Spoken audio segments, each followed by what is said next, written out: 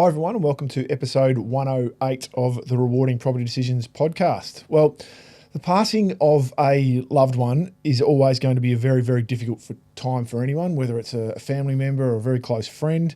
And there are obviously many emotions that are going to be flowing through, and also the decisions that potentially need to be made depending upon your role.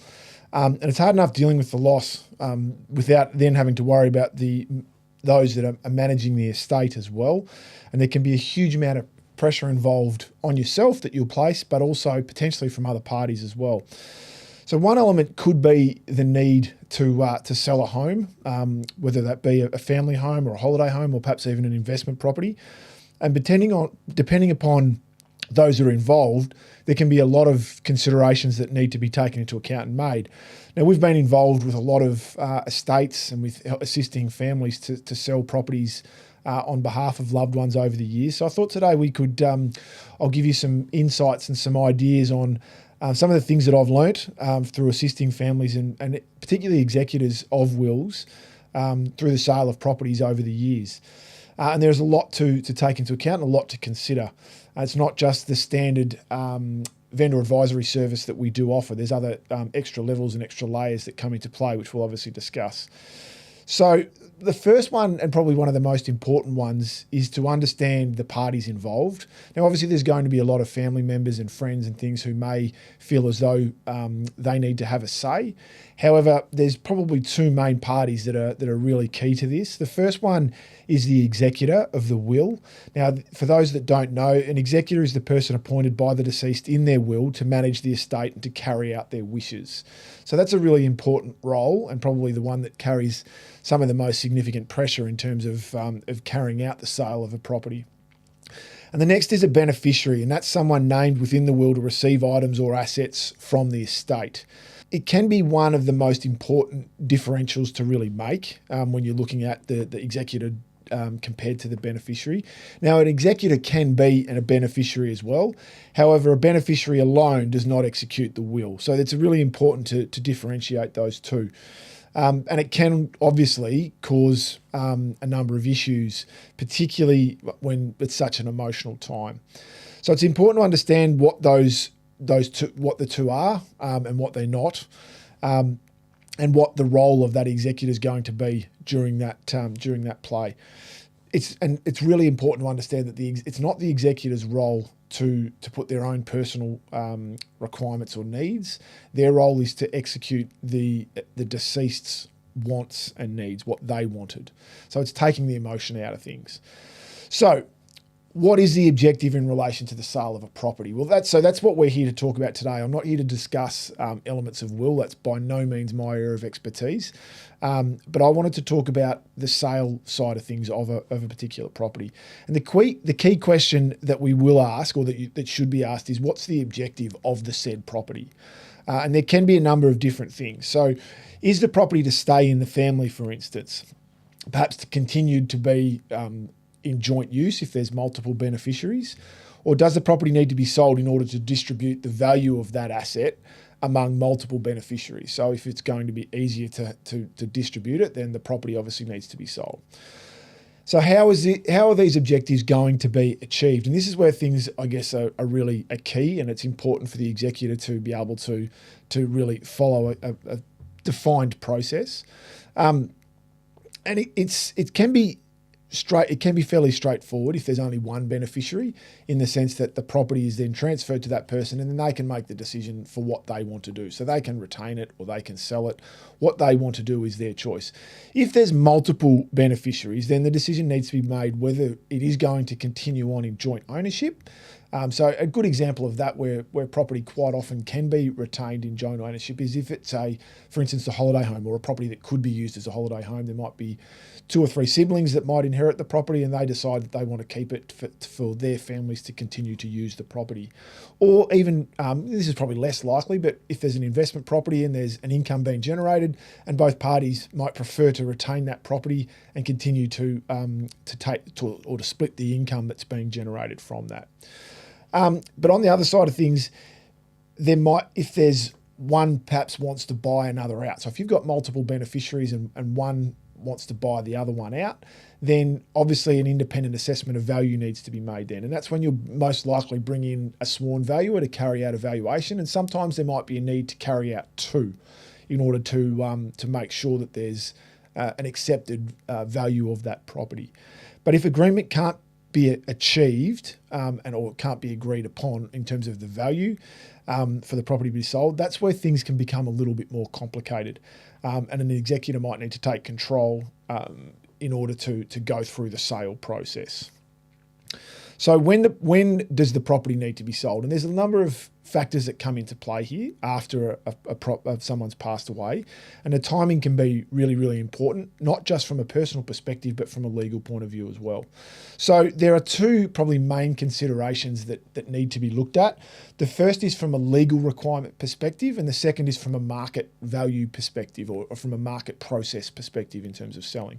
So if we look at the legal side of things first, the first side of things is looking at probate. Now, for those that don't understand or don't know what probate is, it's the legal process that occurs when a person dies that involves the validation and administration of their will. So that needs to be ticked off and made sure that everything's okay. So if there's people that want to contest the will, then probate won't be issued. They need to get to a point where everyone's in agreement, and then that can be processed. Once probate has been issued, that will then allow the executor to administer the sale of a property. So they can then take control and decide that a property needs to be sold from that price. There's also tax implications under that legal side of things that need to be considered. So if the property was the deceased's principal place of residence, then capital gains tax is not payable providing the property is sold within 2 years of the person passing. And I think that might actually be settled within 2 years as well. So it's important to understand that legal requirement, because if probate's delayed because there is contests against the will, then that time frame, that 2 year time frame, can be eaten up very quickly, and then obviously capital gains tax can come into play, and that can be payable as well. So from a timing perspective, it's important to take that into account from a legal point of view. And then obviously there could be stipulations that the deceased may have made in the will that may impact timing as well. So those sorts of things need to come into play.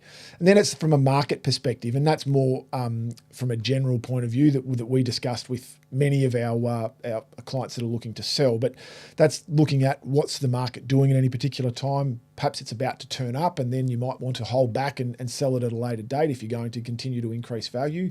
But if it's looking like the market's about to turn, it might be a case of, well, we need to sell the property ASAP. There's certain times of the year perhaps that are better than others. So if you've got a property that is on one of the peninsulas, for instance, in Victoria, then selling over the summer might be a preference.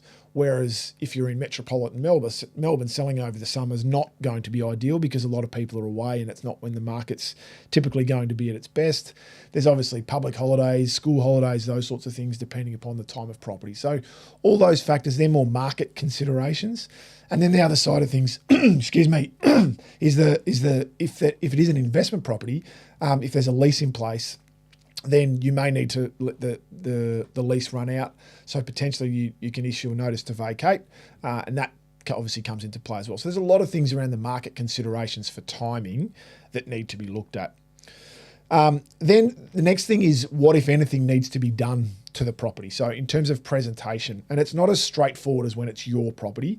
Executors are always obviously wanting to do the best thing by the deceased to make sure that they maximise the sale price and help out any beneficiaries. So you need to look at then what works are worth carrying out to enhance a property. And we talk regularly, as I said before, to our clients about this and what you should or shouldn't do.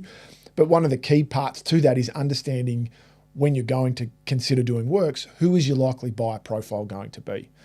Because that will then start to determine whether or not works are going to be beneficial or not. So, for instance, if it's likely to be an owner-occupier or an investor buying a property, then they're going to see value in you improving certain elements of the improvements. So whether it's carpet, paint, window furnishing, gardens, those sorts of things, they can be beneficial.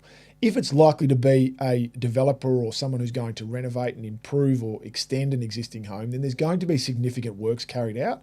Renovations, they're going to put their own touches on, so renovating kitchens and bathrooms, if they're going to be changing them or moving them, is not going to be of any added value. Or if it's going to be demolished because it's likely to be redeveloped, then it's definitely not going to be, because developers will look at it and say, well, I don't want to be paying a premium for someone else's work because I'm going to be demolishing this house. So understand your buyer profile then determines how much work you should or shouldn't do. And the other key part to that then, though, as I said before, is it's not as straightforward as normal. When you're looking at selling your own property, you can determine how much and when you want to pay. But with a deceased estate, then it's usually the estate that needs to fund any works. And sometimes an estate isn't in a position to be able to do that. So that needs to be considered before you determine what you're going to do to a property.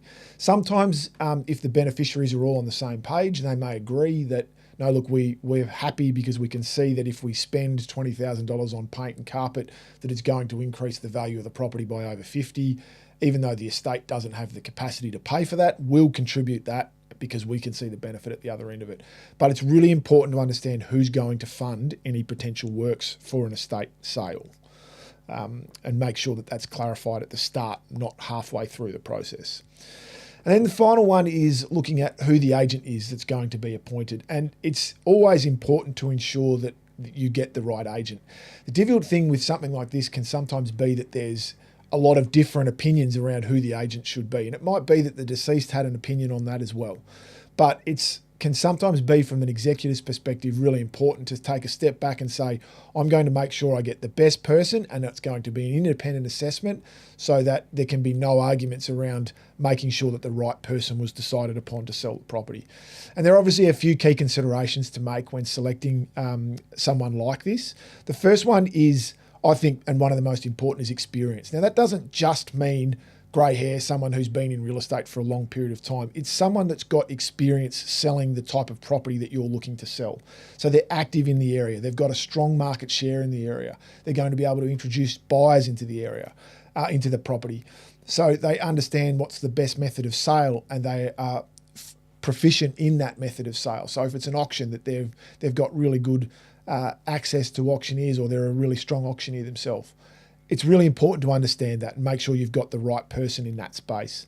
The commission, now obviously no one ever wants to pay any more than they have to, but you don't necessarily want to go with the cheapest either, because you will get what you pay for. So it's really important to step back and say, are we paying fair market rates to get the best person possible for this? Or are we getting the cheapest? Because you will get what you pay for. And if you go with the bare basement, chances are you'll probably get that. And you'll get either a really junior agent, or you may see the senior agent to start with, but then they're not there during the campaign. So selecting the right agent is important. Commission is a big part of that, but it shouldn't be the sole reason. And then marketing is really important as well, and understanding who you're marketing the property to. We said before about understanding who the buyer profile is going to be. That then marketing becomes a big part of that, because it's how are you going to tap into that market. So for instance, social media advertising has become a really big part of real estate in recent times for certain types of property, but for other types it's not going to be there. So understand where you're going to get the most bang for buck in that side of things. So with all of that, it's quite clear, and I'm sure you're seeing that from an executor's perspective, there is a big task at hand. And for many executors, look, for many they might do this on a regular basis. So an executor can quite often be a legal representative of the deceased, or an accountant, or someone who's got a business background. And they may have done this on many occasions. But for others, it might just be that you're a trusted person, and therefore it may not be something that you've done regularly or really understand how to do it. So it's important that that you understand that there is a big role to play, and there's a lot of pressure that comes with that. There's family and friends who want the best and feel as though they know better.